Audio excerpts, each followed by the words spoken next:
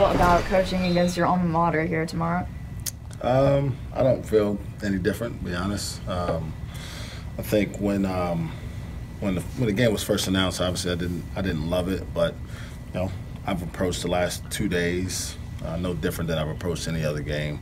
I do know a lot of people within the program, and Frank's been an integral part of my career path and my journey here. But tomorrow's game won't be any different. We need to try to find a way to play better and win a game. So we got enough challenges in that in and of itself. So I'm really focused on trying to make sure our guys are as prepared as possible.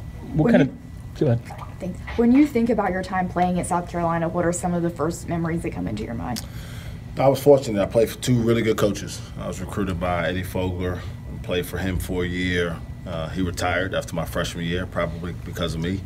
And I played for Dave Odom for 3 and had a really great experience. Played with some really good teammates. Went to one NCAA tournament. And those are the things I remember: the team success, the friends I made, and the opportunity to compete at the highest level of college basketball. What kind of things did you learn from Coach Martin in the year you guys spent together? It's interesting. Frank's got this. There's a perception about Frank being just a mean, big, bully guy, and in my opinion, and in the opinion of a lot of people who know him personally, he's the total opposite. He's really like a normal guy that you would want to hang out with. Now, I don't know how many guys would want to play for him because he's pretty demanding, and he makes sure that his guys are held accountable at all times. I mean, every day, and no one can take for granted because they played well yesterday in the game that tomorrow in practice they'll be able to coast. And so one of the things I learned is the balance of being really challenging with your guys in between the lines, and then loving them like your own kids the moment practice is over or game is over, and making sure that they understand the difference and why you're doing both. When you say when it first got announced you didn't love it, some guys, they think that's pretty cool. What didn't you like about it? Well, there's 13 teams in that league, right? I mean, we could have played anybody. We played Arkansas for 2 years, so it's maybe 12 others that we could have been okay with playing. But because you got relationships, no one loves playing against people that they know well. The other thing is, as I started to think about it more, I think this is the 6th year of this event, 5th or 6th. In South Carolina, I know has been in it twice, and they weren't in it for the last 2 years, and they've only played Oklahoma State in this event. So for them, it's like the Oklahoma State Invitational for them instead of the SEC Big 12 Challenge. They haven't played anybody else. I mean, they need to go play somebody else and let us play somebody else. Does it make it easier that you're playing here and not going back to South Carolina?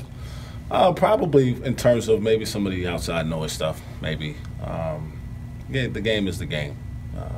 Doesn't make Chris Silver any less physical. That's for sure. It doesn't make Hassani Gravett, who played in the Final Four, any less dangerous for us. And so we just got to prepare. It helps that, we get to play at home. For us, it's always better to play at home than on the road. But other than that, I don't think in terms of the game itself, it's that much of a difference. What were your responsibilities in that role? Because it wasn't an on-staff role. So what exactly was it that you're doing? I did a little bit of everything. I actually worked for the entire athletic department. I was the director of student athlete development, and I did a little bit of everything. Did some planning for graduation ceremonies. I did some planning for guys on job interviews. I set up some networking seminars. Did some etiquette dinner training. A little bit of everything, and mostly just kind of a liaison and a sounding board for student athletes either transitioning into the university or finishing up their eligibility and going on to the next phase of their lives. Now that you're a head coach, how has that time helped you? Yeah, it's all helped. Look back on it, those are things that I deal with all the time. Whether it's guys graduating or coming into our program, helping them understand what are the important things, the important steps you must take to best prepare yourself for the next phase, whether it's Isaac Likely, here's what it looks like for the first 6 months of your career on campus. Or Mitch Solomon, here's what it looks like for the next 6 months as you leave here. Those experiences in that year were really, really beneficial. For Frank to fight to get you that spot, how thankful are you that you're here now? Not sure I've thanked him enough. Not sure I could. It was a tough time personally. I haven't been fired from a place where I spent a lot of time.